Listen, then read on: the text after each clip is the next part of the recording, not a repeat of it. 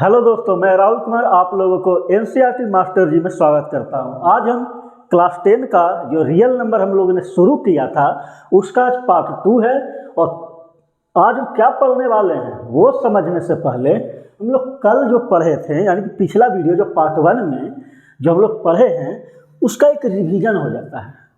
इस क्वेश्चन से हम लोग रिवीजन कर लेते हैं कि क्या हम पढ़े हैं वो याद है या ऊपर से निकल गया है। रिकॉल करते हैं हम लोग मेमोरी को। ओके, उसके बाद फिर हम लोग आज का जो क्या क्या पढ़ना है उसके बारे में हम लोग डिटेल से चर्चा करेंगे। ओके, तो देखिए आप पढ़ रहे हैं तो ध्यान से समझिएगा।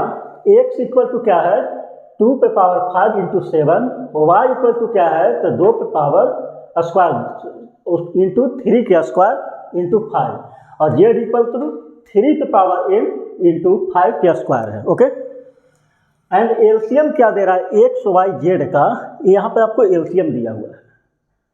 तो एन का वैल्यू पूछ रहा है कि एन का वैल्यू क्या है। अगर आपको नहीं दिख रहा है बढ़िया से तो देखिए बढ़िया से आपको नजर आएगा बहुत ही खूबसूरत ढंग से। देखिए यहाँ पे क्या है एक्स है, देखिए 2 पे पावर 5 इंटू 7। ओके, कोई दिक्कत नहीं होना चाहिए। अब आते हैं वाई पे। वाई की जगह पर क्या दिया हुआ है 2 के स्क्वायर इंटू 3 के स्क्वायर इंटू 5 और जेड के जगह पर क्या दिया हुआ है 3 पे पावर n इंटू 5 के स्क्वायर। अब एलसीएम दे रहा है एलसीएम। ओके, एलसीएम क्या दे रहा है एक्स वाई जेड का, एक्स वाई जेड का एलसीएम क्या दे रहा है 2 पे पावर 5 इंटू 3 पे पावर 4 इंटू 5 के स्क्वायर इंटू 7। अब नजर आ रहा होगा बड़ा बड़ा। तो इनको क्या पूछ रहा है, सवाल में पूछ रहा है बाबू कि एन के वैल्यू क्या है, जो एन है इसका वैल्यू क्या होगा। ठीक है, इस एन के वैल्यू क्या होगा, तब ये निकलेगा कैसे, समझ रहे हैं निकलेगा कैसे एन। मेन चीज ये है कि निकलेगा कैसे एन। तो एन निकालने का तरीका, एलसीएम आप लोग हम क्या बताया था एलसीएम में कि जो कॉमन फैक्टर रहता है उसका हाईएस्ट पावर लेना रहता है। कॉमन फैक्टर जो कॉमन जो टर्म है उसका क्या हमको हाईएस्ट जो रहता है पावर वो हम उठाते हैं। और एचसीएफ में क्या होता है कॉमन टर्म का जो सबसे कम वाला पावर होता है हम वो उठाते हैं। तो देखते हैं हम लोग एक्स वाई जेड का एलसीएम निकालना है। ठीक है, 2 है तो 2 के यहाँ पर पावर क्या है बाबू 5 है, यहाँ पे 2 के ऊपर स्क्वायर है, यहाँ तो 2 है ही नहीं, 2 ना है तो कोई दिक्कत नहीं है, हम 2 पे पावर 0 लिख सकते हैं। अच्छा यहाँ पर 7 है, यहाँ पे 7 नहीं है तो यहाँ पे हम 7 पावर 0 लिख देते हैं, यहाँ पे हम 7 पे पावर 0 लिख देते हैं। अब ऊपर वाले जगह पर देख रहे हैं, यहाँ पर देखिए और क्या नहीं है छूटा हुआ है तो 3 पे पावर 0, 5 पे पावर 0 और 7 तो है ये है। अब कोई दिक्कत नहीं। अब देखिए 2 पे पावर 5, देखिए 2 है, एलसीएम निकाल रहे हैं, ध्यान से समझिएगा एलसीएम निकाल रहे हैं तो 2 ले रहे हैं हम। तो 2 का सबसे बड़ा पावर कौन है 5 है 2 है या n है, n तो यहाँ पर देखिए 0 है। तो 5 है कि 2 है कि 0 है, 2 पे सबसे बड़ा पावर कौन है तो 5 है तो 5 लिखा हुआ है। अब 3 पे चलते हैं तो देखिए 3 रहने दीजिए अभी, फिर तो 3 बता देंगे तो आंसर आप निकाल लीजिएगा। यहाँ पे 5 देखिए 5 के ऊपर पावर 0 है, 5 पावर कुछ नहीं यानी कि 1 है, यहाँ पे 5 पे पावर 2 है तो सबसे हाईएस्ट 5 पावर 2 है। तो देखिए 5 पे पावर 2 दिया हुआ है। और यहाँ पर देखिए 7 है तो 7 पर कुछ नहीं यानी कि 1 पावर है, यहाँ पे 7 पे पावर 0 है, यहाँ पे भी 7 पे पावर 0 है तो कौन उठाएंगे हम 7 पे पावर 1 वाला। अब चलते हैं 3 वाला, ध्यान से समझिए हम क्या बोल रहे हैं। यहाँ पे 3 पे पावर 0 है कम है, यहाँ पे 3 पे पावर 2 है। ठीक है, अब यहाँ पे क्या कौन होगा 3 पे पावर, तो यही जो 3 पे पावर 4 होगा यहाँ पे तभी ना वही ना उठाया गया होगा। अगर 3 पे पावर 4 होगा तो सबसे बड़ा यही हो जाएगा 3 पे पावर 4, तो इसलिए इसको उठा के यहाँ पे रखा गया है। तो यहाँ पे इसका सी आंसर आएगा, ऑप्शन नंबर सी यानी कि 4। बस कुछ नहीं करना है, एलसीएम बस सिंपल सा यही है कि जो टर्म जो हम लोग उठाते हैं टोटल जो कॉमन टर्म है उस पर जो हाईएस्ट पावर रहेगा वही निकालेंगे। अगर यहाँ पे हमको मान लीजिए कि यहाँ पे 2 दिया हुआ है, यहाँ पे क्या दिया हुआ है 3 पे पावर 0 दिया हुआ है, अब यहाँ पर 4 यहाँ पर लिखा हुआ है, एकदम ऑटोमेटिकली 4 लिखा हुआ, तो यहाँ पर सीधे 4 यहाँ पर होगा, तभी ना यहाँ से उठा कर 3 वाला रखा गया है। अब इससे ईजी और सिंपल कुछ हो नहीं सकता है बाबू। तो अब इससे हम लोग चलते हैं क्या चीज़, अब आज क्या पढ़ेंगे उसको हम डिटेल चर्चा करते हैं, ध्यान से समझ लीजिएगा।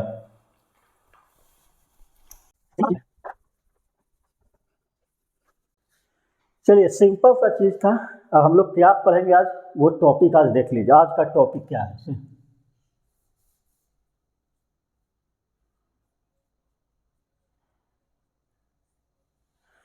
आज का टॉपिक क्या है वो समझ लीजिए। आज का पहला टॉपिक यही है, सब खराब हो गया है, relation between HCF and LCM। पहला है relation between HCF and LCM। उसके बाद फिर word problem on HCF and LCM, word problem. उसके बाद फिर तीसरा है रेशनल एंड इरेशनल। उसके बाद फिर चौथा है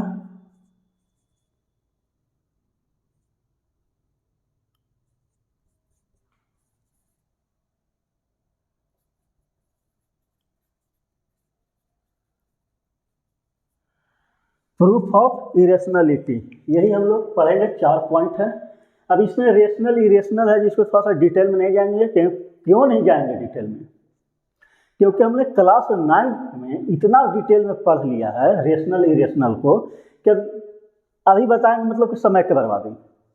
वर्ड प्रॉब्लम HCF LCM सबसे मुश्किल चीज़ यही है, लेकिन इसको इतना बेहतरीन तरीका से बताएंगे कि आपको सवाल पढ़ते पता चल जाएगा कि HCF निकालना है कि हमको LCM निकालना है। इसलिए आप बेफिक्र होकर रहिए।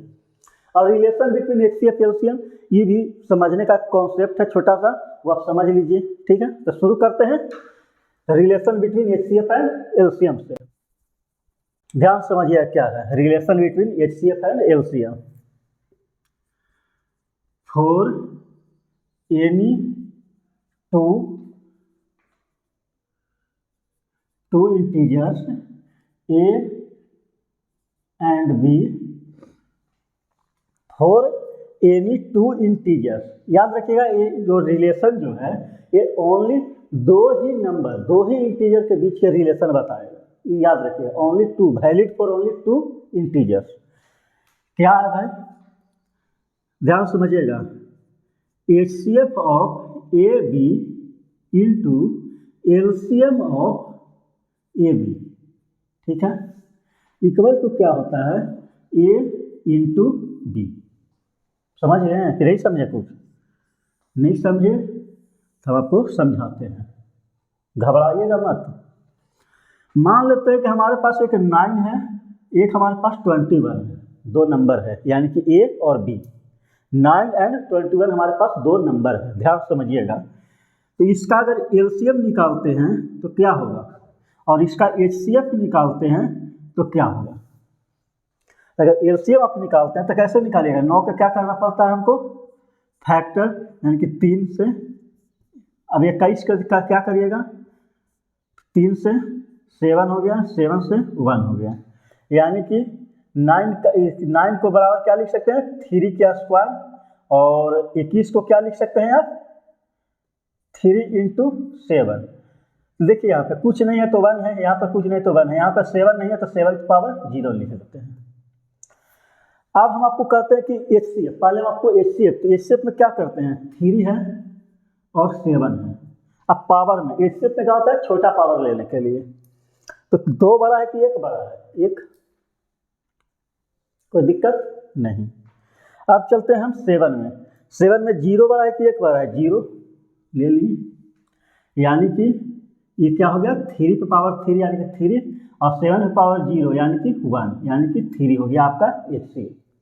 और LCM क्या हो गया, 3 और 7 तो रहेगा, बड़ा पावर 3 पे पावर 2 बड़ा है, और 7 पे पावर 1 बड़ा है, यानी कि 9 इंटू 7 कितना होता है 63। यानी कि एलसीएम आ गया आपका 63 और एचसीएफ आ गया आपका 3। तो इस क्या कहता है इस रिलेशन के अनुसार कि एचसीएफ और एलसीएम को अगर हम गुना कर देते हैं, एचसीएफ और एलसीएम को अगर हम गुना कर देते हैं, जैसे कि 3 गुना 63, तो इक्वल टू क्या होता है बाबू, ये जो नंबर है यानी कि 9 इंटू 21।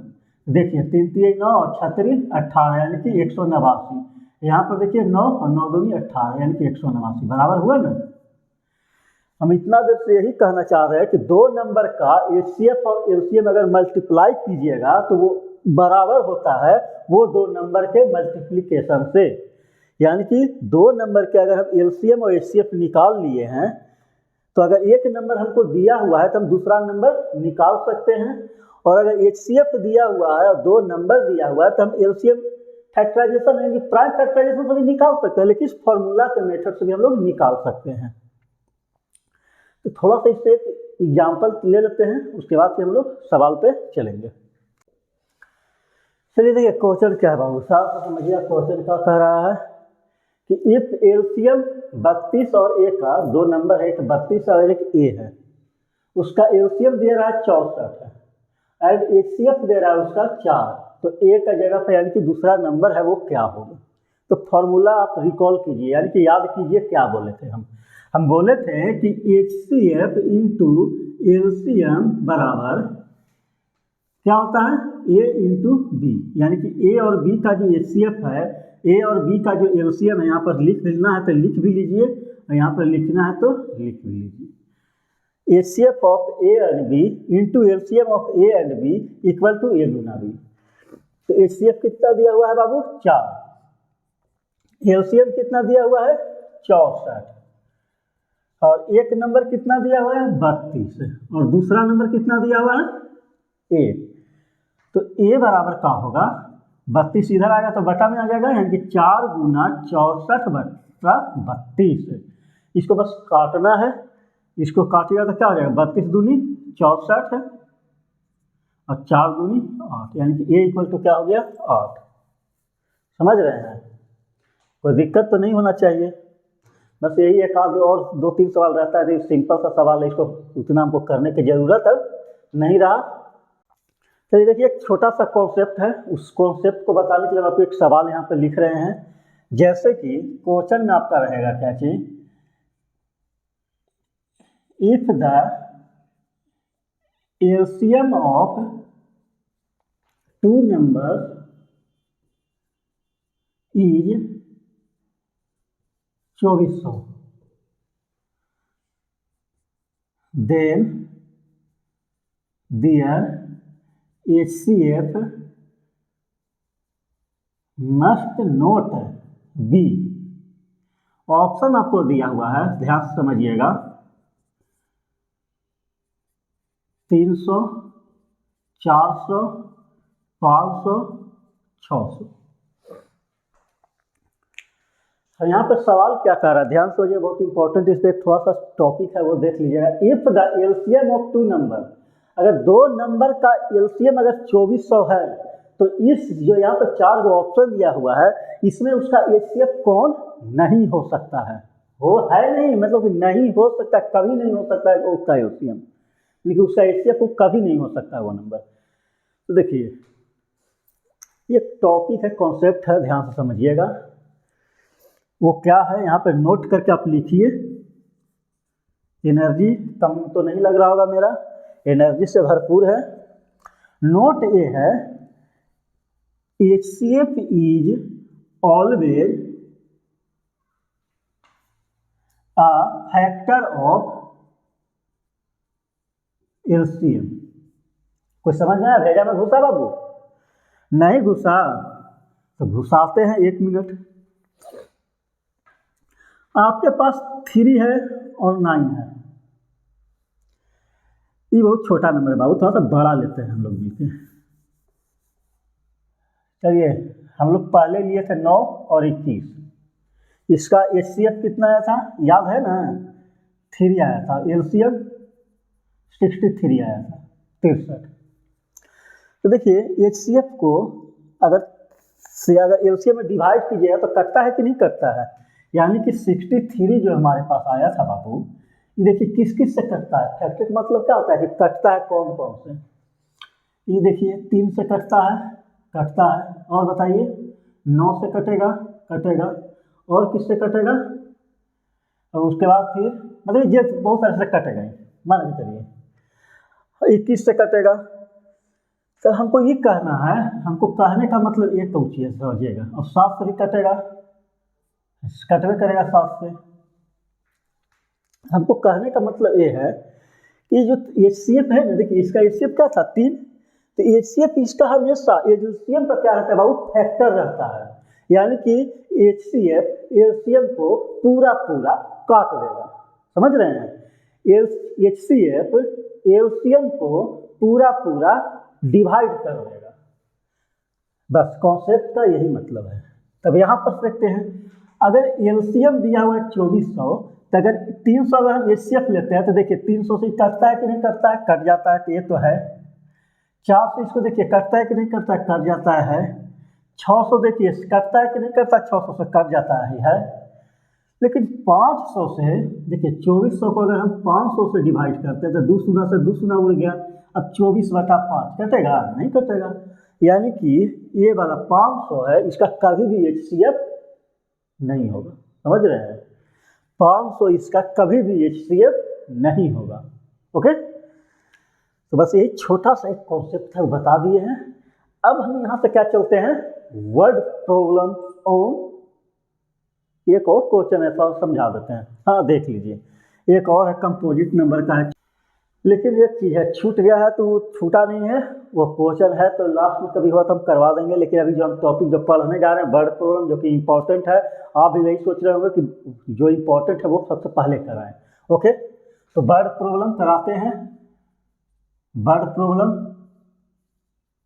ध्यान समझिएगा, 3 पॉइंट, 1 पॉइंट, 2 पॉइंट, 3 पॉइंट, यही 3 पॉइंट में आपको समझना है। ध्यान समझिएगा, पहला पॉइंट क्या है, ये है। दूसरा पॉइंट क्या है, ये है। तीसरा पॉइंट क्या है, ये है। कुछ तो है नहीं, लेकिन इसका मतलब ये कि ध्यान से देखना है, यानी कि रीड क्वेश्चन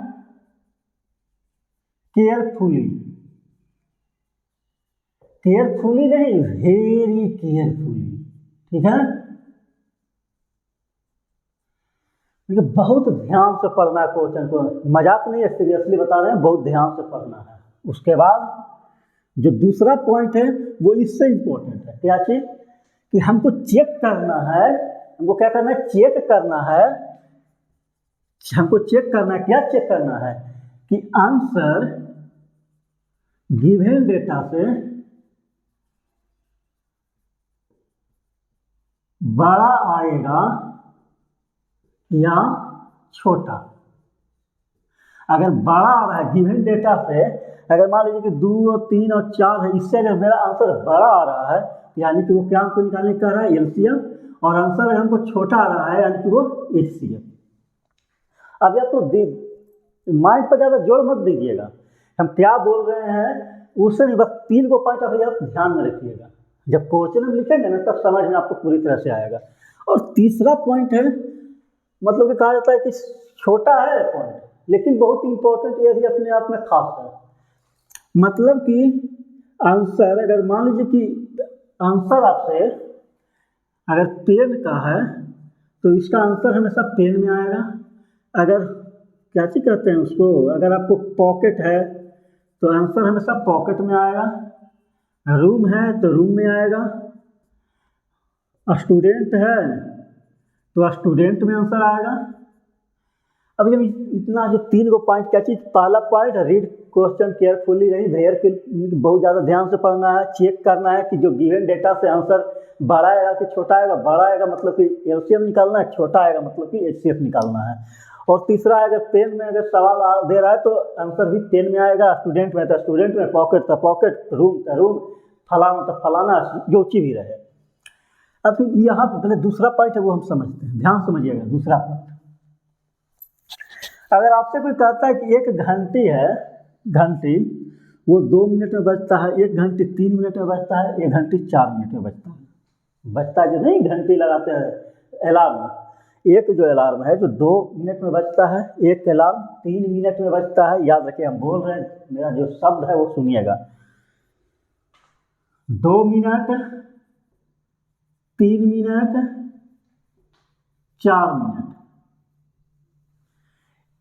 अलार्म क्लॉक है, घड़ी है, घड़ी घड़ी घड़ी। एक जो घड़ी है वो 2 मिनट में बजता है अलार्म, और दूसरा घड़ी उसका 3 मिनट में अलार्म बजता है, और चौथा घड़ी है 4 मिनट में अलार्म बजता है।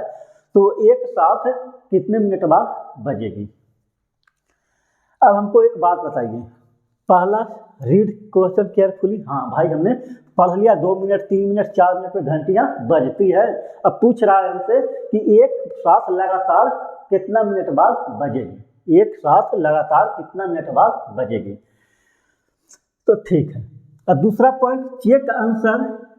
हमको आंसर गिवन डेटा है कि 2 3 4 मिनट दिया, इससे बड़ा आएगा कि छोटा आएगा। तो हमको ये चीज ध्यान समझाइएगा, क्या आंसर 2 मिनट आ सकता है? अरे बाबू, 2 मिनट कैसे आएगा? 2 मिनट में खाली वो यही घड़िया बजेगा, ये घड़िया तो बजने नहीं करेगा। तो 3 मिनट हो सकता है का? 3 मिनट में तो ठीक है, ये बज जाएगा, ये बज जाएगा, लेकिन तो 2 मिनट में बज जा रहा है। तो बस उस 2 मिनट बाद 1 मिनट बाद नहीं बज रहा है, बराबर तो एक साथ बजा नहीं। अब 4 मिनट भी होगा नहीं, ताकि ये दोनों तो बजी तो रहेगी, तो 2 बार बज जाएगा, और ये तो बीच में बज कर आ जाएगा। कॉमन सेंस है। तो यानी कि हमको इससे बड़ा आएगा। सिंपल सा चीज़ है, 2 मिनट में नहीं बजेगा, कारण कि तो 3 मिनट बाद बजना है इसको। तो साला पहले ही 2 मिनट में कैसे बज जाएगा? तो 3 मिनट, अरे 3 मिनट में नहीं बजेगा, कारण कि 4 मिनट में वो घड़िया बजना है, उसको तो 4 मिनट टाइम सेट है। यानी कि हमको 2 3 4 नहीं, हमको इससे बड़ा आएगा। ठीक है, तो बड़ा आएगा मतलब कि क्या निकालना है हमको?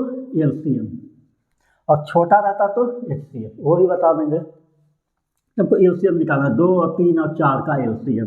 तो 2 के दबाव फैक्टर 2 है, 3 के 3 है, और 4 के 2 के स्क्वायर है। ठीक है, यहाँ पर 2 की पावर 1, यहाँ पर 3 की पावर 1, यहाँ पर 2 की पावर कुछ नहीं था तो 0, यहाँ पर 3 की पावर 0, यहाँ पर 3 की पावर 0। तो बस एलसीएम हमको कैसे निकालते हैं बाबू? 2 और 3 लेना है, सब बड़ा वाला उठेले चलिए। तो 2 पे पावर 2 सबसे बड़ा है, 3 पे पावर 1 सबसे बड़ा है, तो 2 दूनी 4 गुना 3 यानी कि 12, यानी कि 12 मिनट बाद। देखिए 12 है ना, तो इसको मिनट लिखना है। यही कह रहे थे कि मिनट में है तो मिनट में आएगा, रूम में है तो रूम के आंसर आएगा। ये सब लिखना है कि 12 मिनट बाद, ओके, आफ्टर 12 मिनट। बस सिंपल सा यही कहानी है और कुछ नहीं है। अब कहिएगा कि एचसीएफ वाला तो सवाल हम करवा रहे हैं, भाग नहीं रहे हैं, बस यहीं पर है, आपके साथ खड़े रहेंगे।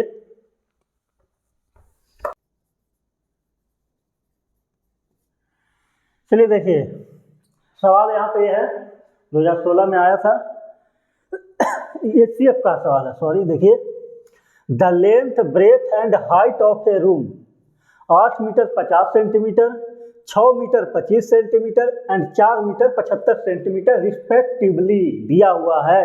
तो find the length of the longest rod that can measure the dimension of the room exactly. इसका मतलब समझ रहे हैं क्या? इतने देर से इंग्लिश में बोले, नहीं समझे? कह रहा है कि कोई एक रूम है, ठीक है, ध्यान समझिएगा, कोई एक रूम है, इसका लेंथ दिया हुआ है, ब्रेथ दिया हुआ है, कितना चौड़ा है, और हाइट दिया हुआ है। ठीक है, यानी कितना लंबा है, कितना चौड़ा है, कितना ऊंचा है, दिया हुआ है। सवाल में ये कह रहा है कि सबसे लंबा रोड क्या इस्तेमाल किया जाए जो कि इस रूम के यानी कि हाइट ब्रेथ लेंथ के डायमेंशन को एग्जैक्टली नाप सके। मतलब नहीं समझ रहे हैं? मान लेते हैं कि 10 मीटर लंबा है, ध्यान समझिएगा, 10 मीटर लंबा कोई रोड है। अगर आपको इसमें हम कहते हैं, ध्यान समझिए क्या बोल रहे हैं, कि सबसे, और यहाँ पे है 5 मीटर लंबा और चौड़ा, बस ऊंचाई कभी आप भूल जाइए, 5 नहीं, यहाँ पे थोड़ा सा कुछ दे देते हैं, 7 देते हैं, और यहाँ पे आपको 21 दीजिए। अब आपसे सवाल हम आपसे एक कहते हैं, ध्यान समझिए हम क्या बोल रहे हैं कि लंबा छड़ी बताओ, एक लंबा डंडा जो कि हम नापें तो ये भी सही से नप जाए, ये भी सही से नप जाए। तो 7 मीटर का लंबा अगर हम लेते हैं तो ये भी सही से नप जा रहा है, और 7 7 7, ये तो बहुत आसान सा हो गया कि 7 7 आप कर दिए। अगर यही आपको दिया रहता, क्या दें आपको कि समझ में आवे, तो 21 दे देते हैं, यहाँ पे हम 9 दे देते हैं। अब समझिए, अब हमको कितना लंबा डंडा चाहिए, 9 मीटर। अब देखिए क्वेश्चन ध्यान समझिए क्या बोल रहे हैं, क्वेश्चन समझना है, पढ़ना है carefully, read carefully, very carefully. तो पहले क्वेश्चन देख रहे हैं कि हमको कह क्या रहा है। कह ये रहा है 21 मीटर लंबा है, चौड़ा है, और 9 मीटर लंबा है, तो एक जगह है, उसको हमको क्या कह रहा है कि वो छड़ी कितना बड़ा छड़ी रखें, क्या इसे नापे ना तो पूरा हमको एग्जैक्ट डायमेंशन हमको पता चल जाए नापने के लिए। इन्हें वो छड़ी जैसे कि लंबा रहते ऐसे हाथ रख ले हैं, क्या चले इतना है, 3 बार नाप लिया, इतना बचल है, यानी कि इसे 4 अंगुली नहीं। अगर नाप रहे हैं कि 1 बीता, 2 बीता, 3 बीता, तो 4 अंगुली नहीं आना चाहिए। इन्हें कि बीता भी बाहर नहीं निकलना चाहिए, क्या अंगूठा तक यहाँ तक आ रहा है, नहीं एकदम एग्जैक्टली कि 3 बीता, 1 बीता, 2 बीता, 1 बीता, तो ऐसे न पाना चाहिए कि एग्जैक्टली न पाना चाहिए। ठीक है। अब दूसरा चीज़ कि आंसर बड़ा आएगा कि छोटा आएगा, जो गिवन डेटा है 9 और 21 से बड़ा आएगा कि छोटा आएगा, दूसरा पॉइंट। अब हमको ये बताइए 21 मीटर का डंडा ले सकते हैं, तो भैया के कहा नहीं ले सकते थे, ठीक है लोग 21 मीटर के डंडा तो ले लोगे, एक पट्टी तो नाप लिया 21 मीटर, तो दूसरा का पट्टी कैसे नापोगे, दूसरा का पट्टी तो 9 मीटर दिया है, तो इसको तुम 9 मीटर तुम कैसे नापोगे, नहीं नाप पाओगे। तो कहोगे कितना भैया, तो हम 9 मीटर ले लेते हैं, छोटका ले लेते हैं 9 मीटर का डंडा, ताइए तुम नहीं लोगे, कारण कि इसको तो तुम नाप लिया 9, अब इसको एक बार करोगे क्या चीज 9, दूसरा बार 18, 9 फिर 9 लिए तो 18 मीटर हो गया। अब 18 के बाद कितना बचेगा, 3 मीटर। तो 3 मीटर कैसे नापोगे, डंडा तोड़ोगे, 9 मीटर का है तो काट दोगे, नहीं, फिर तो गलत हो गया तुम्हारा। इसलिए कह रहे हैं हम यानी कि छोटा, यानी कि गिवन डेटा से छोटा आ रहा है, तो यानी कि हम क्या करेंगे, जब छोटा आवे तो बाबू, छोटा आवे तो बाबू HCM, और बड़ा आवे तो LCM, समझ रहे हैं। बस यही इतना देर से समझा रहे हैं हम। मीटर में है तो मीटर में आंसर आएगा, सेंटीमीटर में करेंगे तो सेंटीमीटर में आंसर आएगा। अब चलते हैं क्वेश्चन को बनाते हैं, कैसे बनेगा से ध्यान से समझिएगा। मिटाने में बहुत टाइम लगता है।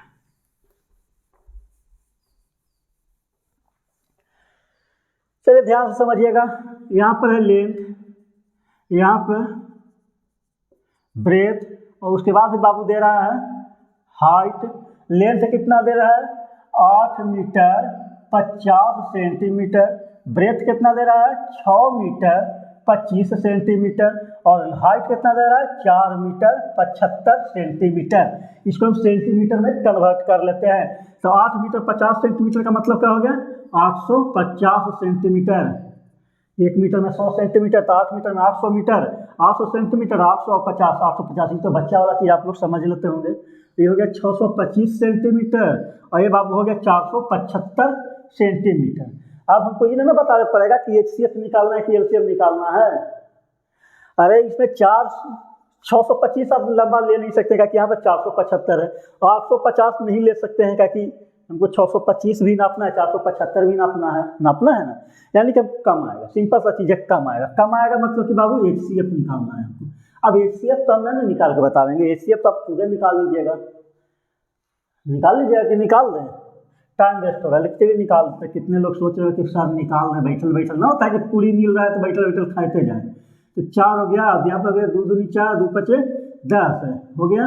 उसके बाद किससे होगा 5 2 7 7 4 कितना होता है 11, यानी कि 5 से करते हैं तो 5 ठीक, और 40 हो गया, 5 पचे 25, फिर 5 से करते हैं तो 5 एकम 5, 5 से 30, 5 से 35, अभी हो गया 17 एकम 17, कोई दिक्कत नहीं। अब 625 करिए, सही करिए, 625 से करिए तो इसे कितना से करिएगा 5 से सीधे करिए, इतना सोचना नहीं है। 5 एकम 5, और 5 दूनी 10, और 5 पचे 25, फिर 5 से करिएगा तो 25 पचे 125, फिर 5 से करिएगा तो 5, फिर 5 से करिएगा तो 1। अब 475 के भी कर लेते हैं, जब कर रहे हैं तो सब के करिए। 475, हम सीधे 5 से करते हैं, तो पानी 4 5 नमा 45 और 5 5 25 हो गया। हाँ ठीक है, 5 से फिर करते हैं तो 5 एकम 5 और 5 नमा 45 और फिर 19 से करते हैं तो 1। अब इसका HCF आप निकालिए क्या होगा। तो अगर कौन कौन नंबर है बाबू, 2 है, 5 है, 17 है, यहाँ पर फिर से लिखना पड़ेगा, इतना लिखने पड़ता ना है। ये 850 है, यहाँ पर लिखते हैं 850 का क्या है 2 गुना 5 की पावर 2 गुना 17 की पावर 1। अब 625 का क्या आया निकल के 5 के 1 2 3 4 5 पावर 4। अब इसको 475 के कितना कितना आया है 5 का स्क्वायर गुना 19 पावर 1। अब देखिए यहाँ पे 19 नहीं है, यहाँ पर 19 पे पावर 0 कर देते हैं। यहाँ पर 17 नहीं है तो यहाँ पर 17 पे पावर 0 कर दीजिए। यहाँ पर 2 है, यहाँ पर 2 नहीं है तो 2 पे पावर 0 करिए। यहाँ पर 2 पे पावर 0 और 17 पे पावर 0। अब HCF निकाल लीजिए, 2 है, 5 है और 17 है और 19 है। सबसे छोटा वाला पावर उठाइए, यहाँ पर 2 पे पावर 1 है, यहाँ पर 2 पे पावर 0 है, यहाँ पर 2 पे पावर 0 है, सबसे छोटा वाला 2 पे पावर 0। अब 5 वाला चलिए, यहाँ पर 5 पे पावर 2 है बाबू, 5 पे पावर 4 है बाबू, यहाँ पे 5 पे पावर 2 है, 5 पे पावर 2 वाला छोटा है। अब चलते हैं 17 वाला, यहाँ पर 17 पावर 1 है, यहाँ पर 17 पावर 0, 17 पावर 0, 17 पावर 0, 19 पावर 0, यहाँ पर 1 है, यहाँ पर 0 है तो 0 वाला होगा। तो यहाँ पर 19 पावर 1 0 लिख लीजिए, कोई दिक्कत नहीं। तो अपने आप आगे HCF क्या आ गया बाबू 25, यानी कि 25 मीटर लंबा एक रॉड रहेगा जो कि तीनों को एग्जैक्टली नाप देगा। चलिए अब इसके बाद फिर एक आध और सवाल कर लें कि रहने दें।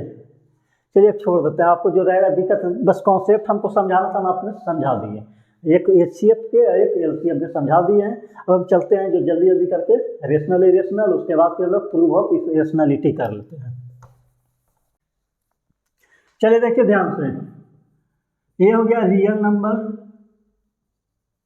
रियल नंबर में 2 टाइप है, एक है बाबू रैशनल और एक है इरेशनल। ठीक है, इरेशनल में भी 3 है, एक है नेचुरल नंबर, दूसरा है होल नंबर और तीसरा है आपका कैसे भाई इंटीजर। ध्यान समझिएगा, यहीं से शुरू करते हैं। रियल नंबर में 2 टाइप है, रेशनल नंबर और इरेशनल नंबर। रेशनल नंबर को क्या कहते हैं, ध्यान समझिएगा, P/Q के फॉर्म में रहे और Q नॉट इक्वल टू 0 रहे। ये नहीं समझते हैं कि P और Q क्या रहना चाहिए, P और Q को क्या रहना चाहिए बाबू, इंटीजर पे रहना चाहिए। ध्यान समझिएगा, अब हम P और Q को हम इंटीजर से न करके क्या करते हैं कोप्राइम। अभी क्यों कहेंगे कोप्राइम वो भी हम बता देंगे ध्यान से। अब यहाँ पर देखिए रेशनल में नेचुरल नंबर को क्या हम किससे डिनोट करते हैं n से, होल नंबर को किससे डिनोट करते हैं w से, इंटीजर को किससे डिनोट करते हैं z एंड i, दोनों से करते हैं, z से भी करते हैं इंटीजर को और i से भी करते हैं। तो z कहाँ से है, जिसके यहाँ पर n मतलब नेचुरल कैपिटल लेटर उठा लिए n, होल नंबर के w कैपिटल लेटर उठा ले। ये z का मतलब क्या है बाबू, z एक जर्मन वर्ड है जिसका नाम है जहलील। जहलील एक जर्मन वर्ड है, वहीं से z लिया गया, उसका मतलब होता है टू काउंट यानी कि गणन करना, समझ गए हैं। तो बस वहीं से लिया गया है z, चाहे आप उसको r भी लिख सकते हैं चाहे z भी लिख सकते हैं। अब यहाँ तक कंप्लीट। नेचुरल नंबर क्या किसको कहते हैं, काउंटिंग, ऑल काउंटिंग नंबर क्या है बाबू 1 2 3 से लेकर अनंत तक। होल नंबर, यही नेचुरल नंबर में अगर 0 ऐड कर दें तो क्या हो जाता है उसका कलेक्शन होल नंबर का। और इंटीजर में क्या है 0 1 2 तो रहना चाहिए, यानी कि उसका जो निगेटिव ऑफ जितना इंटीजर है, यानी कि -1 -2 अनंत तक जाएगा, -इन्फिनिटी तक, यहाँ पर +इन्फिनिटी तक जाएगा। ये सब क्या आता है इंटीजर के अंदर, बस सिंपल सा चीज़ है। अब यहाँ पे से बाबू रेशनल नंबर, आपको बस यही छोटा सा चीज़ है, अब इतना डिटेल में नहीं जाएंगे, बस नेचुरल होल इंटीजर। अब इरेशनल नंबर क्या है, इरेशनल नंबर है कि इसको समझने के लिए एक चीज़ यहाँ पर छोटा सा चीज़ है वो समझा देते हैं। इरेशनल नंबर है ना, ध्यान समझिएगा, इरेशनल नंबर बताते हैं, यहाँ तो समझ गए हैं। वो पॉइंट चिंता मत कीजिए।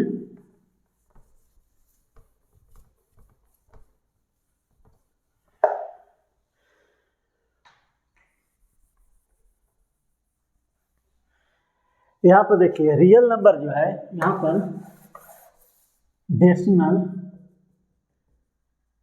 रिप्रेजेंटेशन, डेसिमल रिप्रेजेंटेशन क्या है ध्यान से समझिएगा। डेसिमल रिप्रेजेंटेशन में होता है, एक होता है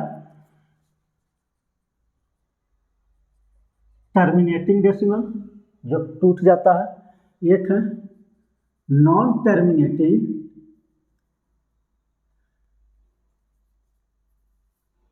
रिपीटिंग डेसिमल।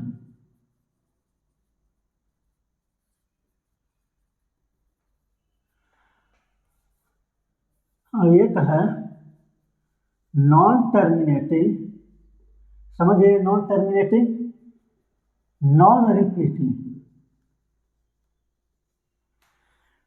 ये जो टर्मिनेटिंग है, जैसे एग्जाम्पल के तौर पर देखिए, अगर हम आपसे कहते हैं बाबू कि 5/2 है, तो इसको कैसे करिएगा, 2 को 5 में डिवाइड कीजिए तो 2 दूनी 4, 1 आया, पॉइंट बैठाएं 0 आया, 2 पचे 10। यानी कि डेसिमल के बाद क्या होता है कि टर्मिनेट, यानी कि रुक जाता है कहीं, यानी कि टर्मिनेट कर गया, ये टूट गया, इसका मतलब है टर्मिनेटिंग डेसिमल।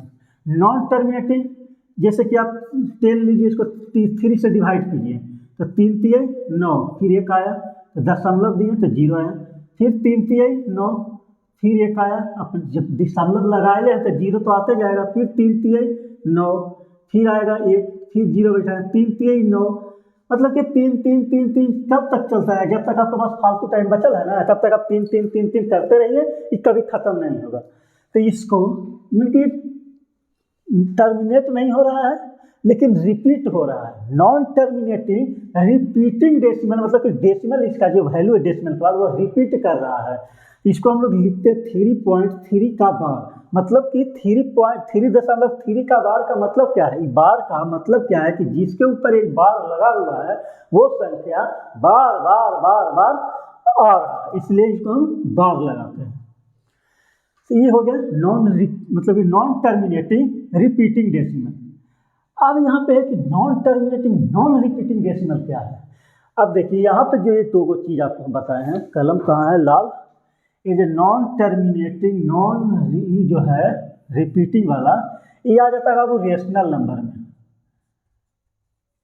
ये रेशनल नंबर में आ जाता है, ठीक है। और जो non terminating non repeating decimal है ना, ये आता है आपको इरेशनल नंबर में, इरेशनल नंबर में। इसका एग्जाम्पल इरेशनल नंबर का समझ लीजिए, पॉइंट बता देते हैं 3 गो, क्या क्या पॉइंट है वो आपको समझना जरूरी है। पहला पॉइंट क्या है कि वही कि नॉन टर्मिनेटिंग नॉन रिपीटिंग, जैसे कि एग्जाम्पल 1.101 001 001, मतलब कि ऐसे से ज़्यादा, मतलब कि टर्मिनेट तो हुआ नहीं, अब रिपीट भी नहीं हो रहा। देखिए 1 जीरो के बाद 2 जीरो, 2 जीरो के बाद 3 जीरो है, इस तरह से। और दूसरा है note a perfect square, perfect square, note a perfect square, जैसे कि ध्यान समझिएगा, √2, √3, √5, ये सब नोट परफेक्ट स्क्वायर। अगर आपसे यही कहता है √4 तो क्या इरेशनल है? नहीं है, ये परफेक्ट है। नोट अ परफेक्ट स्क्वायर हमको लिखना है, ये तो परफेक्ट है, इसको बाहर निकालिएगा। 4√4 को क्या लिख देते हैं आप? 2। ये जानते हैं 2 कैसे आता है? √ का मतलब होता है बाबू 4 पे पावर 1/2। ये कितने लोग जानते हो, कितने लोग नहीं जानते वो समझ लीजिएगा। 4 पे पावर 1/2 होता है, तो 4 को हम इस तरह से लिखते हैं 2 पे पावर 2, इसके ऊपर पावर 1/2। आप लोगों ने पढ़ा होगा a पे पावर m पे पावर अगर n है तो a पे पावर m इंटू n होता है ना। तो उसी तरह से 2 पे पावर 2 गुना 1/2, तो 2 से 2 कट जाता है, यानी कि आंसर आता है 2। इस तरह से ही निकलता है। इतना तो बता दें कि एक मजाक में टाइम में बता देंगे। नोट अ परफेक्ट स्क्वायर, √2, √3, √5, √7, √8 भी लिखिएगा कि परफेक्ट स्क्वायर नहीं है, √6 परफेक्ट स्क्वायर नहीं है।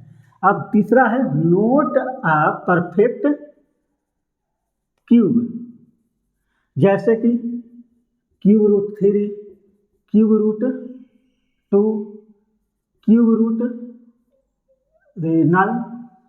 9 एक परफेक्ट स्क्वायर है, ना कि परफेक्ट क्यूब है। ओके, अब इसको भी वैसा ही होता है कि क्यूब रूट का मतलब क्या होता है बाबू, ध्यान समझिएगा। यहाँ पर अगर 9 दिया हुआ है, 9 नहीं 8, तो क्यूब रूट का मतलब क्या होता है, 1/3 होता है। तो 2 की पावर 3 गुना 1/3, 3 से 3 कट जाता है तो आता है 2। सिंपल सा चीज़ है, वही चीज़ है। अब चौथा एक है पाई। पाई क्या है, एक इरेशनल नंबर है। 22 बटा, आपसे कोई कहता है कि 22/7 क्या है, रेशनल है या इरेशनल है। पाई का वैल्यू हम लोग अप्रोक्सीमेट मानते हैं ना, 22/7 है या 3.14 कहते हैं ना। ये पाई का अप्रोक्सीमेट वैल्यू, क्या चीज़ अप्रोक्सीमेट वैल्यू है कि 22/7 या 3.14 कहते हैं ना, 3.14। तो ये वाला और ये वाला रेशनल नंबर है, और पाई क्या है बाबू, इरेशनल नंबर है। ये पाई का ये वैल्यू नहीं है, ये हम लोग माने हैं, अप्रोक्सीमेट किए कि इतना, चलो भाई लगभग लगभग इतना है, ना कि ये एग्जैक्ट वैल्यू है पाई का। तो पाई इरेशनल नंबर है, और 22/7 और 3.14 रेशनल नंबर है। एक सवाल पूछता है, ध्यान से समझिए। पाई हम लोग बाद में डिटेल में समझेंगे, अभी जो टॉपिक हमारा उस पर रहते हैं, फोकस करते हैं। तो यहाँ पे आपको रेशनल और इरेशनल का जो कॉन्सेप्ट है वो आपने समझ लिए होंगे, छोटे से में बढ़िया बता दिए हैं। अब इसके बाद थोड़ा सा एक विशेष टॉपिक है वो समझते हैं, उसके बाद हम लोग आगे की कहानी, राम कहानी शुरू करेंगे। पहला चीज समझना है प्राइम एंड को प्राइम, ठीक है। दूसरा पॉइंट आपको क्या समझना है वो ध्यान पहले समझ लीजिएगा। वो एक टॉपिक है, छोटा सा है, ज़्यादा लंबा नहीं है। पहले प्राइम समझिए। प्राइम का मतलब जानते हैं, प्राइम का नंबर, प्राइम पहले हम बता चुके हैं आपको कि प्राइम नंबर किसको कहते हैं। तो प्राइम नंबर उसको कहते हैं कि जिसका ओनली 2 फैक्टर हो, ओनली 2 फैक्टर्स, यानी कि 1 एंड इटसेल्फ, उसको कैसे कहते हैं बाबू, प्राइम नंबर। तो को प्राइम का होता है, कितना लिखूं क्या समझेगा ना बाबू, कि को प्राइम का मतलब कि 2 प्राइम नंबर है ना, उसी को को प्राइम कहते हैं। अरे भाई वो पता है, लेकिन ये गलत है, ये डिफिनेशन नहीं होता है को प्राइम का। अब को प्राइम हम कहते हैं आपको, यहाँ पर 9 हम ले लिए हैं, ठीक है, और यहाँ पर हम आपको क्या कहते हैं, कितना ले लें, 25 ले लें। ये वो 9 लिए, वो 25 लिए है। अब बताइए एक को प्राइम है जी, बिल्कुल ये दोनों को प्राइम आएगा। अब कहेगा क्या, अरे बाप रे बाप, तो 9 तो प्राइम नंबर है नहीं, अब 25 भी प्राइम नंबर नहीं है। कहेगा कि 9 को अगर आप फैक्टर तोड़िएगा तो इसका कितना, मोर देन 2 फैक्टर्स, यानी कि 9 एक कंपोजिट है, 25 एक कंपोजिट नंबर है, प्राइम नंबर तो ये नहीं है। लेकिन अगर ये दोनों को अगर मिलाते हैं बाबू, 9 और 25, तो आपस में क्या है, को प्राइम। इसका मतलब जानते हैं को प्राइम का मतलब, कि ये दोनों जो आदमी है इसका सिर्फ एक ही दोस्त है, और वो दोस्त कौन है, 1, यानी कि 9 और 25 का सिर्फ एक ही दोस्त है, वो है 1। यानी कि एक ही ऐसा संख्या है, 1 ही एक ऐसा संख्या है जो 9 को काटता है और 25 को काटता है। उसके बाद और कोई संख्या है जो दोनों को काटे, 2 लेके आइएगा तो दोनों में से कोई तो नहीं काट रहा है, 3 लेके आइएगा तो इसको काटेगा, इसको छोड़ देगा, 5 लेके आइएगा इसको नहीं काटेगा, इसको काट देगा। लेकिन एक जो है वो इसको भी काट रहा है, इसको भी काट रहा है, यानी कि दोनों का कॉमन फ्रेंड कौन है, एक। अब नहीं समझ रहे हो, ध्यान से समझिए। 9 को कौन कौन फैक्टर बताइए कौन है, 1 है, 3 है और 9 खुद है, और इसके सिवा कोई नंबर 9 को नहीं काटेगा। ठीक है बाबू, 25 में चलते हैं। 25 का फैक्टर एक 1 है और एक 5 है, और एक कौन है, तो एक खुद 25 है। तो ये दोनों में कॉमन फैक्टर कौन है, तो 1 है। यही कह रहे हैं आपको कि 9 और 25 का कॉमन फैक्टर केवल एक ही है, और वो एक ही कौन है, 1 है। अब इतना डिटेल में समझा दिए हैं तो समझे गए होंगे। तो प्राइम एंड को प्राइम समझ गए हैं, हमको पूरा पता चल गया है। अब एक चीज के बाद हम पढ़ा रहे हैं, तो ध्यान से समझते जाइएगा। इसके बाद जो प्रूफ ऑफ इरेशनलिटी आप जानते हैं क्या, बना दीजिएगा, लेकिन आप जो बनाते हैं वो रटा हुआ बनाते हैं। ये वो बस वही जान रहे कि √2 आ रहा है कि प्रूफ √2 इज इरेशनल और नोट, हाँ तो बस वही आप रट लें, किताब वाला छाप दीजिएगा। लेकिन कैसे आता समझ जाइएगा ना, तो कैसनो क्वेश्चन रहेगा वो आप निकाल लीजिएगा। चलिए देखिएगा ध्यान से, अगर हम आपसे क्या पूछ रहे हैं, सवाल समझिएगा ध्यान से। यहाँ पे हम कह रहे हैं कि 4 = 2c, पहला चीज़ समझिए, यहाँ पर 8 लिख रहे हैं, 2 गुना 4। अब तीसरा हम लिख रहे हैं यहाँ पे b बराबर 2d। अब यहाँ पर समझिए 3 चीज़ हम लिखे हैं, इसको हम जो 8 का जो फैक्टर है कि 2 × 4 जो फैक्टराइजेशन के रूप में लिखे हुए हैं बाबू, इसका मतलब ये लिख सकते हैं कि 2 डिवाइड सेट, यानी 2 DIVIDES 2 डिवाइड सेट। क्या 2 8 को भाग काट सकता है? अरे काटेगा नहीं बाबू, देखो ना 4 दुनिया इसी का ना फैक्टराइजेशन रूप में लिखे हैं, तो 2 काट रहा है। अब यहाँ पर देखिए, यहाँ पर भी 2 4 को काट रहा है, 4 बराबर 2c, यानी कि 2 से किसी का मल्टीप्लिकेशन हुआ है, तो जो भी हुआ मल्टीप्लिकेशन तो क्या आंसर आया है 4, यानी कि 2 है जो 4 को काट देगा। ये भी देखिए, यहाँ पर 2 किसी चीज़ का आपस में गुना हुआ है तो 8 आया है, यानी कि 2 है जो 8 को काट रहा है। b है यहाँ पे, अब यहीं पर समझिएगा b है, तो 2 जो है बाबू b को काटेगा कि नहीं काटेगा? अरे b कोई एक ऐसा संख्या होगा जिसका फैक्टराइजेशन 2 है और d है, यानी कि 2 डिवाइड्स b। अब कैसे लोग माता जी सोच रहे हो कि साला पढ़ा पूछ रहे हैं मास्टर साहब, अरे समझो ये आगे काम देगा, कहाँ पर काम देगा ये हम बता देंगे, ध्यान से समझना। यहाँ पे 2 डिवाइड्स 4। अब चलिए ठीक है, मान लेते 2, तो इसको इस तरह से लिखते हैं 4 is divisible by 2, 8 is divisible by 2, b is divisible by 2। अब कुछ भी लिख सकते हैं। एक कॉन्सेप्ट ध्यान समझिए, क्या है बाबू कि b स्क्वायर बराबर 2 डिवाइड्स, देखिए यहाँ पर 2 डिवाइड्स 4 स्क्वायर मान के चलते हैं, यहाँ पर कोई 2 डिवाइड्स 4 स्क्वायर, तो 2 डिवाइड्स 4 ऑल्सो। अगर 2 अगर 4 के स्क्वायर को काट रहा है तो 2 4 को नहीं काटेगा। अगर 3 स्क्वायर के अगर 3 काट रहा है तो 3 को 3 नहीं काटेगा। 4 के स्क्वायर को अगर 4 काट रहा है तो 4 को नहीं काटेगा। 5 के स्क्वायर को अगर 5 काट रहा है तो 5 के नहीं काट देगा। अगर 6 के स्क्वायर को अगर 2 काट रहा है तो 6 को भी 2 काट सकता है ना यार, काटेगा क्या नहीं? अरे उस वही ना 2 चीज़ें लिखल है, 4 गुना 4 मतलब होता है, इसका मतलब कि जब ये होकर 4 को उड़ा रहा है दूसरा को नहीं उड़ाएगा, वो जरूर उड़ाएगा। बस यही आपको एक छोटा सा कॉन्सेप्ट था, उस समझ लीजिए कि 2 divides 4 square equal to 2 divides 4 also. एक और चीज़ हम आपसे कहते हैं, लिखिए ध्यान समझिएगा, 2 डिवाइड्स 6, इसको कैसे आप लिखिएगा? 2 डिवाइड्स 6 का 6 इक्वल टू 2 गुना समथिंग, 6 इक्वल टू 2 गुना समथिंग, तो 2 है जो 6 को डिवाइड कर रहा है, तो इसको इस रूप में लिख सकते हैं कि c के जगह पर कुछ होगा 3 होगा तो 3 दूनी 6 आया होगा, कांस्टेंट टर्म 3 होगा तो जो मल्टीप्लाई करेंगे तो 6 आया होगा।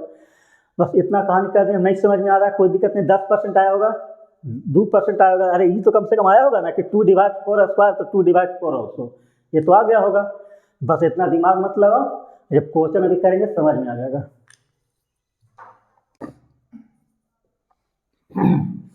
देखिए सवाल क्या है, प्रूव दैट √2 इज इरेशनल। तो आप कहिएगा देंगे, अरे हमको तो पता है कि √2 इरेशनल है, अरे हमको भी पता है कि √2 इरेशनल है, लेकिन प्रूफ करना है कि इरेशनल कैसे है, √2 इरेशनल कैसे है, तो कैसे प्रूफ करेंगे? अगर आपसे कोई कहता है कि बताओ तुम्हारे बाबूजी के नाम प्रमोद कुमार है, तो प्रूफ करो कि प्रमोद कुमार कैसे है। भाई ये तो बताने की चीज नहीं कि भाई √2, लेकिन इसको तुम करोगे कैसे? अरे पूछे तुम्हारा नाम राहुल कुमार, तो भाई तुम्हारा नाम राहुल कुमार कैसे है? अब तुम प्रूफ करोगे कि भाई कैसे है, सोचने वाला चीज है। तो इसको प्रूफ करने का तरीका क्या, उसको कहते हैं कंट्राडिक्शन मेथड। मतलब कंट्राडिक्ट कर दो, यानी कि इरेशनल है तो कहो कि नहीं भाई √2 इरेशनल है, तू कह रहा है इरेशनल है तो मैं मान रहे कि √2 रेशनल है, हम इरेशनल मानवे नहीं करेंगे, कंट्राडिक्ट करेंगे, लास्ट में कंट्राडिक्ट करेंगे कि नहीं हमने जो माना था कि √2 एक रेशनल नंबर है, वो रेशनल ना होके इरेशनल है, क्योंकि हमारा जो मानना था, यानी कि हमारा जो अजम्पशन था वो रॉन्ग था। ओके, लेट √2 बी आ इरेशनल, आ नहीं होगा एन होगा, N irrational number, rational number नहीं बाबू, इरेशनल नंबर कैसे मान लोगे? यहाँ पर कभी गलती मत करना। Let root two be a rational number, मतलब कि हमने रूट टू को एक रेशनल नंबर मान लिया है।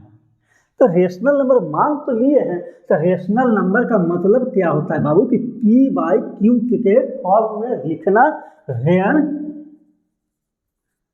P and q are coprime. अब समझे महोदय कि हमने पी और को प्राइम क्यों हम समझा रहे थे? इसलिए कि पी और क्यू को हम अगर को प्राइम मान लेंगे, मतलब कि ये दोनों का फैक्टर होगा वो क्या, सेम जो फैक्टर, कॉमन जो फैक्टर है वो क्या है, 1 रहेगा। 1 के अलावा और कुछ नहीं होना चाहिए। तब कहिए कि सर जी हमने पढ़ा है कि 12/24 रेशनल नंबर है, हम कहाँ कह रहे हैं कि नहीं है? तो कहिए कि 12 और 24 का को प्राइम है?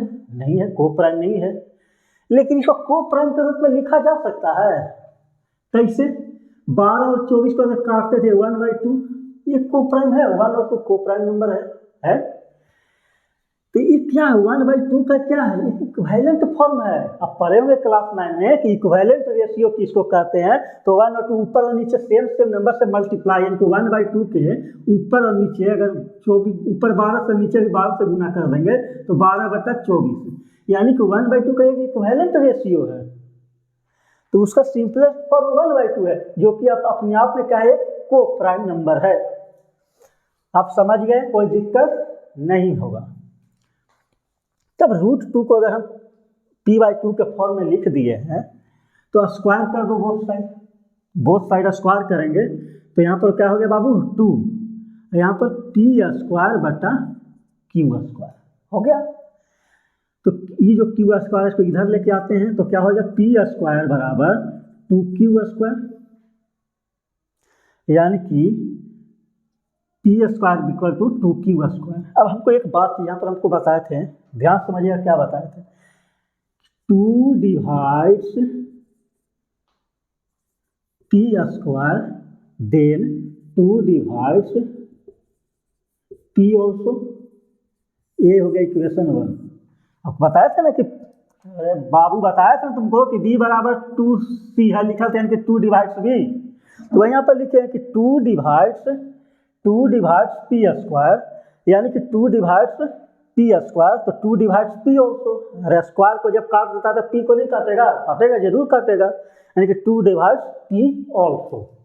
ठीक है, तो यहाँ पर हम इसको कैसे लिख सकते हैं, आपको एक और चीज हम बताए थे कि 2 डिवाइड्स p, तो हम लोग ऐसे लिख सकते हैं p इक्वल टू 2c लिख सकते हैं।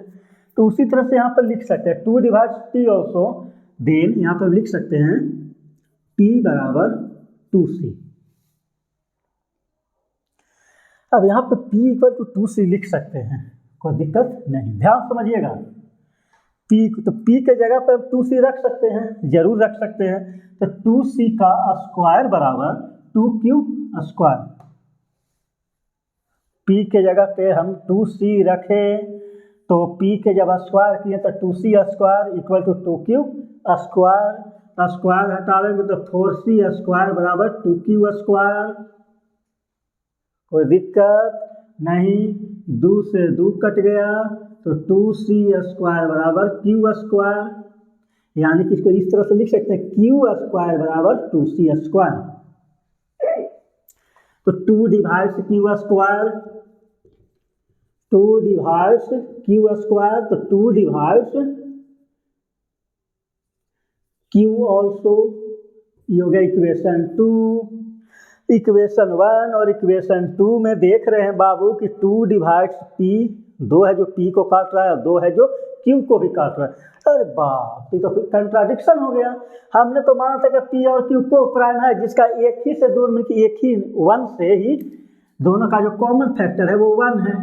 इस ससुरा 2 भी दोनों के काट रहा है, मतलब कि ये तो बड़ा दोगला वाला काम हो गया। मतलब कि ये 2 से भी कट जा रहा है, 1 से भी कट जा रहा है, यानी कि P और Q कोऑपरेंट नहीं है।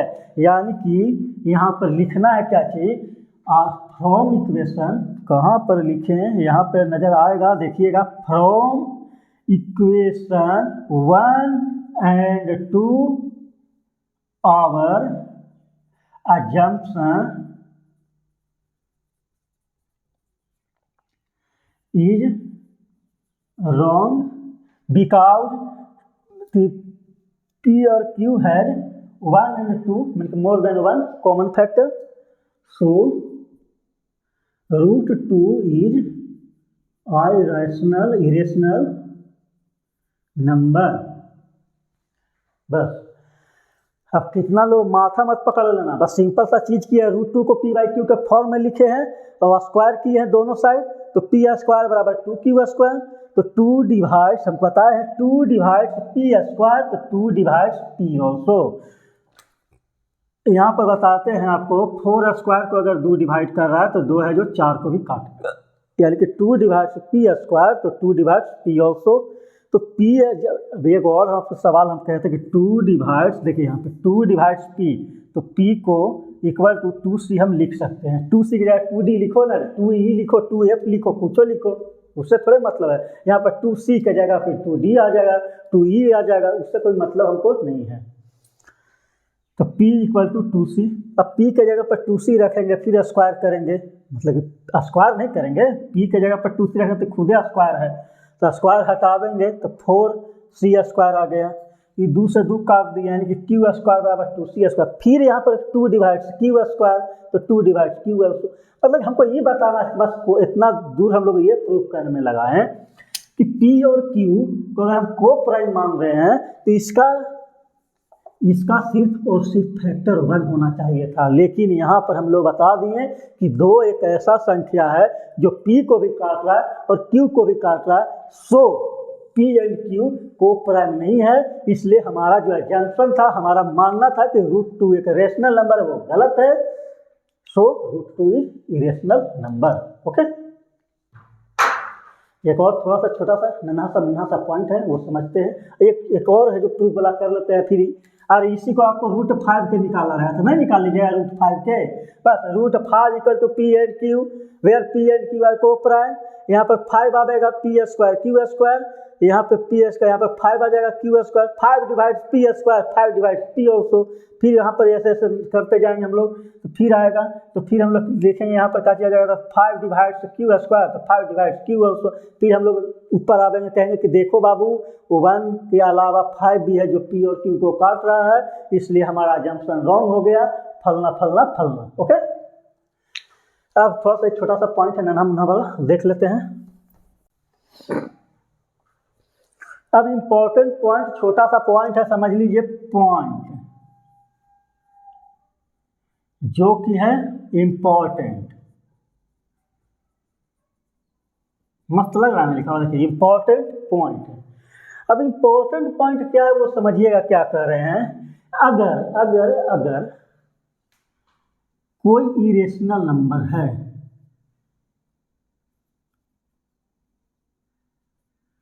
कोई इरेशनल नंबर है, उसको प्लस करें, माइनस करें, गुना करें, डिवाइड करें, किससे बाबू, तो रेशनल नंबर से।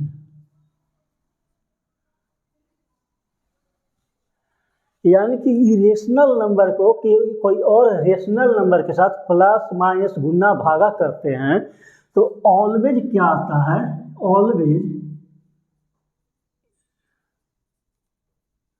इरेशनल आएगा। अब कैसे, एग्जाम्पल समझ लीजिएगा। एग्जाम्पल क्या है, ये रूट 2 क्या है बाबू, क्या है रूट 2, इरेशनल नंबर, प्लस करते हैं रेशनल नंबर से 3 से, तो 3 प्लस रूट 2 कैसा नंबर है, इरेशनल नंबर। अब करते हैं रूट 2 इंटू 3, तो 3 रूट 2 कैसा नंबर है, इरेशनल। अब करते हैं रूट 2 बाई 3, कैसा नंबर है, इरेशनल। अब करते हैं रूट 2 माइनस 3, कैसा नंबर है, इरेशनल। सिंपल सा चीज़ था, समझ गए, इसमें और कुछ था नहीं। अब दूसरा एक छोटा सा पॉइंट है बाबू, इरेशनल नंबर है, इसको प्लस करें, माइनस करें, गुना करें, भागा करें, किससे? तो इरेशनल नंबर से। ये पॉइंट हटा दो। इरेशनल को किसी इरेशनल नंबर से प्लस माइनस गुना भागा कुछ भी करोगे तो क्या आएगा? क्या आएगा? क्या आएगा? समझ रहे हैं? या तो इरेशनल आएगा और रैशनल आएगा, दोनों आएगा। इसमें ना कि इरेशनल नहीं, दोनों आ सकते हैं, या तो इरेशनल आएगा तो रैशनल आएगा। एग्जाम्पल समझिए करते हैं। अगर √2/√2 कर दिए, √2 इंटू √2 कर दिए तो क्या हो रहा है? ये दोनों में देखिए तो ये √2 से √2 करके 1, √2 गुना √2 कितना 2, क्या आ रहा है? रैशनल आ रहा है। √2 इंटू √3 दोनों इरेशनल है, इसलिए जब दोनों को गुना करते हैं तो क्या आ रहा है? √6 इरेशनल नंबर। अब भाई कहीं रेशनल आ रहा है, कहीं इरेशनल आ रहा है, तो वही ना हम बता रहे हैं कि इरेशनल और इरेशनल दोनों अगर है प्लस माइनस गुना भागा करते हैं तो या तो इरेशनल आ सकता है, नहीं तो रेशनल आएगा। लेकिन अगर इरेशनल और रेशनल है तो हमेशा क्या आता है बाबू? इरेशनल आता है। राम कहानी यहीं पर है। अब इसमें एक और थोड़ा सा छोटा सा प्रूफ है, वो समझ लीजिएगा, फिर पूरी तरह से आपका क्लियर हो जाएगा कॉन्सेप्ट। फिर इसमें से आपसे कहीं से भी कोई सवाल पूछेगा, बना लीजिएगा। अब को देखो, अब बैड प्रॉब्लम पे टेंशन मत लेना, 10-15 क्वेश्चन बना लोगे, बन जाएगा। बस ध्यान रखना है 3 पॉइंट। पहला point, read the question carefully, very carefully. दूसरा पॉइंट आपको क्या करना है कि हमको क्वेश्चन देख के पता करेंगे कि हमारा आंसर गिवन डेटा से बड़ा आएगा या छोटा आएगा। बड़ा आएगा तो एलसीएम, छोटा आएगा अगर हमको गिवन डेटा से आंसर तो एचसीएम। उसके बाद फिर तीसरा पॉइंट जो कि मतलब कि क्या कर सकते हैं, महत्वपूर्ण तो बहुत है कि मतलब कि अगर रूम में दे रहा है रेशियो या कुछ भी, तो जब उसको हम निकालते हैं, अगर किस कोई चीज़ अगर पेन में तो पेन में आंसर आएगा, रूम है तो रूम में आंसर आएगा, स्टूडेंट है स्टूडेंट में आंसर आएगा, काची है ये मार्कर है तो मार्कर में आंसर आएगा, बोर्ड है तो बोर्ड में आंसर आएगा। सिंपल सा चीज़ है। 3 को पॉइंट समझ लो कि क्वेश्चन आराम से बन जाएगा। एचसीएफ एलसीएम तो निकालना आएगा करता है। चलिए मिटाते हैं। एक और जो है,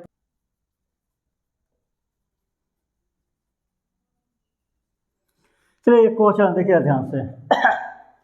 गिवन डेट दिया हुआ क्या चाहिए बाबू कि √5 एक इरेशनल नंबर है। नहीं भी देता तो हम लोग को पता है कि √5 एक इरेशनल नंबर है, कोई दिक्कत नहीं। Prove that √5 - 3 is irrational number. हम आपको कुछ देर पहले ही समझाए थे क्या चीज, ये तो इरेशनल नंबर है, ये तो इरेशनल नंबर है और ये क्या है बाबू? रेशनल नंबर है। तो ये दोनों को अंदर डिवाइड करो, माइनस करो, प्लस करो, भागा करो, गुना करो, कुछ भी आएगा तो क्या आता है? इरेशनल आता है। तो वही इरेशनल नंबर है। लेकिन यहाँ पे तो पहले ही दे दिया कि इरेशनल नंबर को प्रूफ करना है कि इरेशनल नंबर है। अब फिर तो वही हो गया the contradiction method. Best method is the contradiction method. क्या है कंट्राडिक्शन मेथड? ध्यान समझिएगा। हमको सिंपल सा चीज है, अलग कर देना है। रूट और जो 3 उसको अलग अलग करो। Let √5 - 3 is a rational number. पहला चीज ये करना है रेशनल नंबर। दूसरा, जब रेशनल है √5 - 3 तो p/q के फॉर्म में लिखा जाएगा। यहाँ p और q क्या है? इंटीजर्स है और q नॉट इक्वल टू 0। कोई दिक्कत नहीं। अब यहाँ पर प्राइम को प्राइम नहीं माने हैं। कारण है कि हम सीधा जब √5 इरेशनल दिया हुआ है, इसको उधर ले जाके अगर p/q के फॉर्म है तो रेशनल प्रूफ कर देंगे तो पता चलेगा कि साला इरेशनल इक्वल टू इरेशनल कभी हो सकता है? इरेशनल इक्वल टू रेशनल कभी हो सकता है? नहीं हो सकता है। तो जब यहाँ पर वही लेके आ जाएंगे तो कंट्राडिक्शन मेथड से कह देंगे कि कभी बराबर हो ही नहीं सकता, इसलिए हमारा जंक्शन रॉन्ग था, इसलिए इरेशनल नंबर। सिंपल सा चीज़ है, करके दिखा सकते हैं, टेंशन मत लीजिए। अलग कीजिए √5 को जहाँ जो दिया हुआ है इसको अलग कर देना। अगर यहाँ पे 2√5 होता तो इस देखिए, मान लेते हैं कि अभी √5 - 3 है, कोई दिक्कत नहीं है। √5 बराबर यहाँ पे -3 था, इधर जाएगा तो p/q + 3, इसको करते हैं तो p + 3q, ये हो गया। यानी कि p/q के फॉर्म में है, तो p/q के फॉर्म में है तो ये क्या हो जाएगा? रेशनल नंबर है। और ये √5 क्या है, इरेशनल नंबर जो कि ऊपर गिवन है।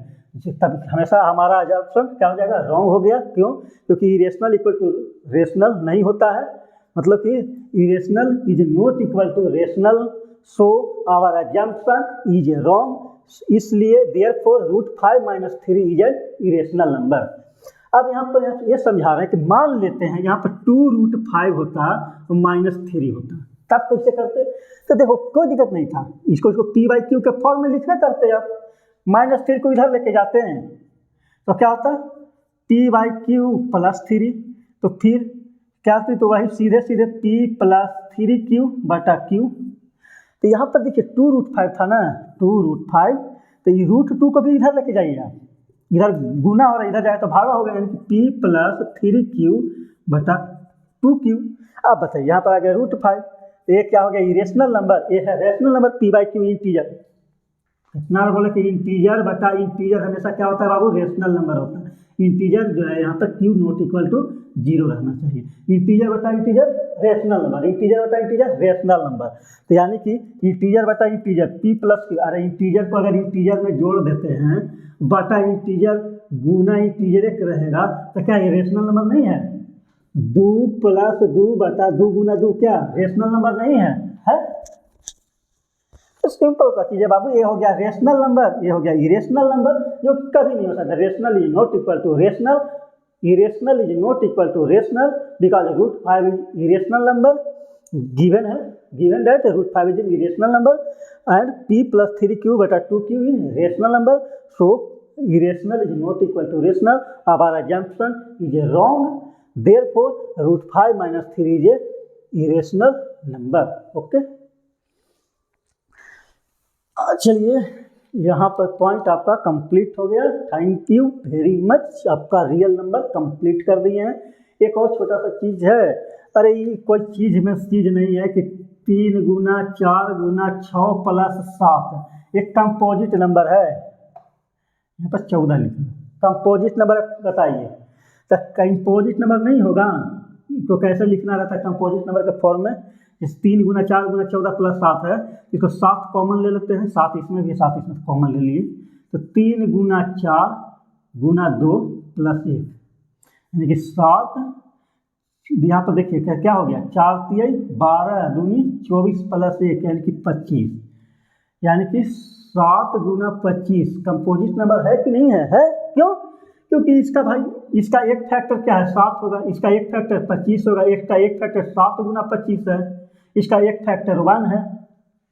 सिंपल सा चीज़ है। इसका मोर देन 4 फैक्टर हो गया, more than 2 factor is a composite number. Simple है। तो फिर हम लोग मिलेंगे इसके अगले चैप्टर में जो कि है पॉलिनोमियल, उसका भी बहुत बेहतरीन ढंग से हम लोग पढ़ेंगे। तब तक के लिए नमस्कार, धन्यवाद, गुड बाय। और चैनल को अगर नए हैं तो सब्सक्राइब कीजिए, लाइक कीजिए, शेयर कीजिए। फिर मिलते हैं नए वीडियो में। जय हिंद।